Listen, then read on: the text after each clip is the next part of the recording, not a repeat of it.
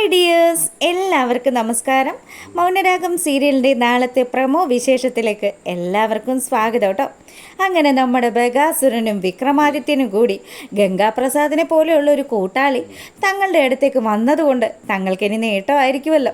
കാർത്തിക ചേച്ചിയുടെ പേരിലുള്ള കോടികളുടെ സ്വത്തുക്കളാണ് അയാൾ ലക്ഷ്യം വെച്ചിരിക്കുന്നത്. എന്തായാലും അങ്കിള് രക്ഷപ്പെടും, ഞാനും രക്ഷപ്പെടും. പിന്നെ നമ്മളുടെ രണ്ടു കൂട്ടരുടെയും പൊതുശത്രുവായിട്ടുള്ള ആ കല്യാണി എന്ന് പറയുന്നവൾ, അവളും തീർന്നു കിട്ടും. പിന്നെ ഇപ്പം കിരണിന് ഒന്നും ചെയ്യാൻ പറ്റാത്ത സാഹചര്യം ആയതുകൊണ്ട് തന്നെ കിരണിനെ ഇനി നമ്മൾ പേടിക്കേണ്ടതില്ല. അതേടാ, അത് തന്നെയാണ് എൻ്റെ ഒരു ആശ്വാസമെന്ന് രാഹുലും പറയുക. ഇനിയിപ്പം ആ കല്യാണി ആയിരിക്കും കമ്പനിയുടെ സർവാധികാരിയായിട്ട് വിലസുന്നത്. അവളുടെ നിയന്ത്രണത്തിലായിരിക്കും എല്ലാ കാര്യങ്ങളും ഓടുന്നതും. അതിനുള്ള സാധ്യതയൊക്കെ ഉണ്ട്. നിനക്കറിയാവോ വിക്രം, ഒരു കാലത്ത് ഞാനാണ് ആ കമ്പനി വളർത്തിക്കൊണ്ട് വന്നത്. എന്നിട്ട് ഇപ്പം ഞാൻ അവിടെ ആരും അല്ലാണ്ടായി തീർന്നു. എത്രമാത്രം ഞാൻ കഷ്ടപ്പെട്ടു.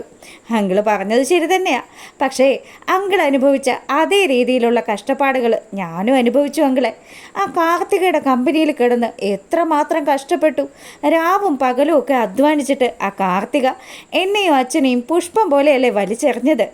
അവളെ തീർക്കാനായിട്ട് അവളുടെ സ്വന്തം സഹോദരൻ തന്നെ വന്നിരിക്കുന്ന സാഹചര്യത്തിൽ ഇനിയിപ്പം നമ്മളുടെ ജോലി കുറച്ചുകൂടെ കുറഞ്ഞു എന്ന് വേണം പറയാനായിട്ട്.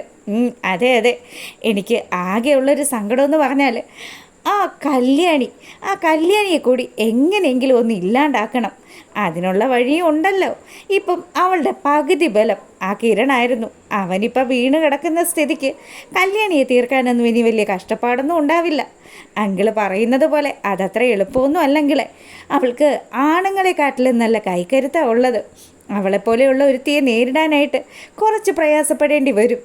അതൊക്കെ നിൻ്റെ വെറും തോന്നല വിക്രമെന്നും പറഞ്ഞ് രാഹുലാണെങ്കിൽ വിക്രത്തിനോട് ഇങ്ങനെ പറഞ്ഞു, ഞാൻ എൻ്റെ ആൾക്കാരെ ഇറക്കും. എൻ്റെ മകൾക്ക് നല്ലൊരു ജീവിതം കിട്ടണമെങ്കിൽ അതിനു വേണ്ടി മാത്രം. ജീവച്ഛവമായിട്ട് കിടക്കുന്ന കിരണിനെ ആണെങ്കിലും എൻ്റെ മോൾ വീണ്ടും ഒന്ന് വിവാഹം കഴിച്ചാൽ ആ കോടികളുടെ സ്വത്തുക്കൾ എൻ്റെ മോളുടെ പേരിൽ വരില്ലേ? അങ്ങനെയാണെങ്കിൽ ആ കല്യാണി എന്ന് പറയുന്നവൾ തീരണം. അതിനു വേണ്ടിയാണ് ഞാനിപ്പം ഇങ്ങനെയുള്ളൊരു കളി കളിച്ചിരിക്കുന്നത്. എന്തായാലും ഇനിയിപ്പോൾ ഒളിച്ചും പാത്തുമൊക്കെ വീട്ടിലേക്ക് പോകാൻ പറ്റുള്ളൂ.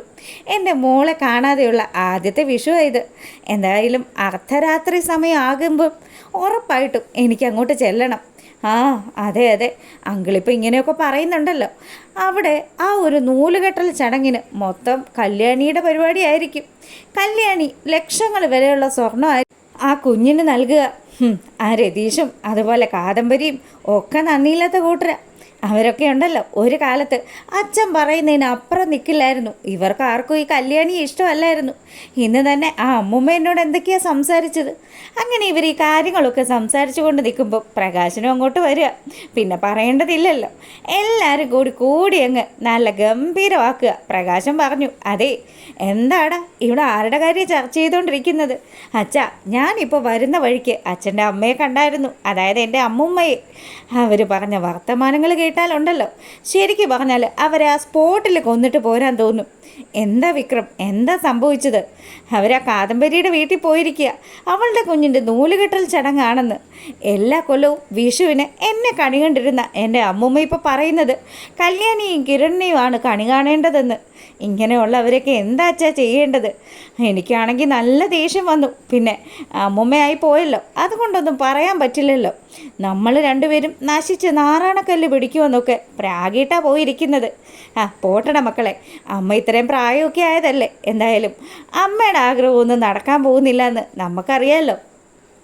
അങ്ങനെ ആ ഒരു സീൻ കഴിയുമ്പോഴാണെങ്കിലോ നമ്മുടെ മൂങ്ങാമുത്തശ്ശി കിരൺ അത്യാവശ്യം നടക്കുമെന്നും കിരണിന് പ്രത്യേകിച്ച് പരിക്കുകളില്ല എന്നും ഒക്കെ മനസ്സിലാക്കിയത് കൊണ്ട് വലിയ സന്തോഷത്തിലാണ് നേരെ പോകുന്നത് ദീപയെ കാണാൻ വേണ്ടിയിട്ടാണ്. മോളെ ദീപേ, അമ്മ എത്തിയോ എന്ന് ചോദിച്ച് ദീപ നമ്മുടെ മൂങ്ങയുടെ അടുത്തേക്ക് വന്നു. നിങ്ങളെല്ലാവരും റെഡിയായെങ്കിൽ നമുക്കിപ്പോൾ തന്നെ അങ്ങോട്ടേക്ക് പോകാമെന്നും പറഞ്ഞ് മൂങ്ങമുത്തശ്ശി ധൃതി വെക്കാൻ തുടങ്ങി.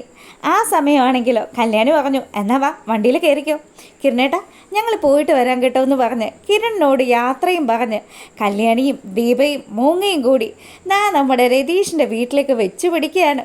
അങ്ങനെ അവിടെ എത്തിയതും നമ്മുടെ കാദംബരി ആണെങ്കിൽ വലിയ കാര്യത്തിന് അവരെ സ്വീകരിച്ചിരുത്തി. അതിനുശേഷം കാദംബരി പറഞ്ഞു, അല്ല കിരൺ ഇപ്പോൾ ഇങ്ങനെ വയ്യാണ്ടിരിക്കുകയല്ലേ, ആ സമയത്ത് മോൾക്ക് വലിയ ബുദ്ധിമുട്ടായി കാണുമല്ലേ, എന്താ ചേച്ചി ഈ പറയുന്നത്?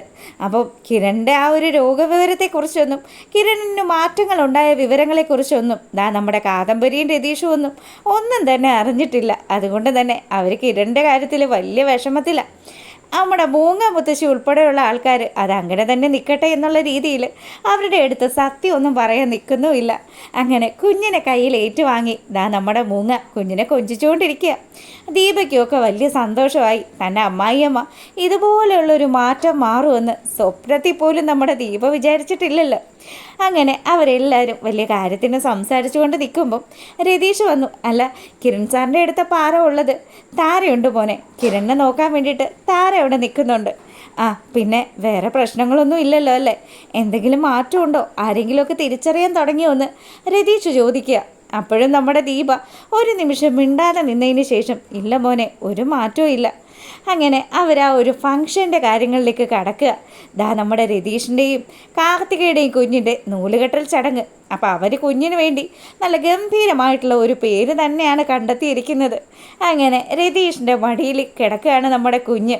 അപ്പോൾ കുഞ്ഞിന് നമ്മുടെ കല്യാണി കൊണ്ടുവന്ന ആ ഒരു സ്വർണ്ണാഭരണങ്ങളൊക്കെ അണിയിച്ച് നല്ല രീതിയിൽ അവർ ആ ഒരു ഫംഗ്ഷൻ അങ്ങ് അറ്റൻഡ് ചെയ്തുകൊണ്ട് നിൽക്കുമ്പം നമ്മുടെ മൂങ്ങ മുത്തശ്ശി ഇങ്ങനെ ആലോചിക്കുക, ശരിക്കും പറഞ്ഞാൽ പ്രകാശനും അവൻ്റെ മകനും ഒക്കെ നല്ല മനസ്സുള്ളവരായിരുന്നെങ്കിൽ അവർ ഈ ഒരു ഫംഗ്ഷന് പങ്കെടുക്കേണ്ടിയിരുന്നില്ലേ? എന്ത് പറയാനാ, ഒന്നും പറഞ്ഞിട്ടൊരു കാര്യമില്ല. വയസ്സാം കാലത്ത് ഇങ്ങനെ മനസ്സിൽ ഓരോരോ സങ്കടങ്ങളൊക്കെ ഉണ്ടാകുമെന്ന് നിരാശയോട് കൂടി അങ്ങനെ സംസാരിക്കുക നമ്മുടെ മൂങ്ങ. ദീപയാണെങ്കിലോ, അമ്മ എനിക്ക് സങ്കടമില്ലായ്മയില്ല, പക്ഷെ എന്ത് ചെയ്യാനാ, അവനും അവൻ്റെ അച്ഛനും ഒന്നും ഒരിക്കലും ഒരു കാലത്തും മാറി ചിന്തിക്കില്ല. ഇപ്പം തന്നെ കണ്ടില്ലേ ആ രാഹുലിൻ്റെ കൂടെ കൂടി കിരണിനെ അടിച്ചിട്ടത്, എന്ത് ചെയ്യാനാ, അവൻ ഒരു കാലത്ത് നന്നാവില്ല എന്ന് എനിക്ക് മനസ്സിലായി. ഞാനും ഇങ്ങ് വരുന്ന സമയത്ത് അവനെ കണ്ടായിരുന്നു എന്നുള്ള കാര്യം മൂങ്ങമുത്തശ്ശി പറയുക.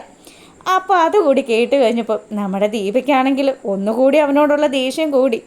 എന്ത് ചെയ്യാനാ, ഇതുപോലെയുള്ള ഒരുത്തൻ എൻ്റെ വയറ്റിൽ തന്നെ വന്ന് പിറന്നല്ലോ ദൈവമേ എന്ന് ആലോചിച്ച് വിഷമിച്ചിരിക്കുന്ന നമ്മുടെ ദീപ അപ്പോൾ ആ സമയം വളരെ സന്തോഷത്തോടു കൂടി കല്യാണി ആ കുഞ്ഞിന് സ്വർണ്ണങ്ങളൊക്കെ അണിയിച്ചു കൊടുക്കുകയാണ്.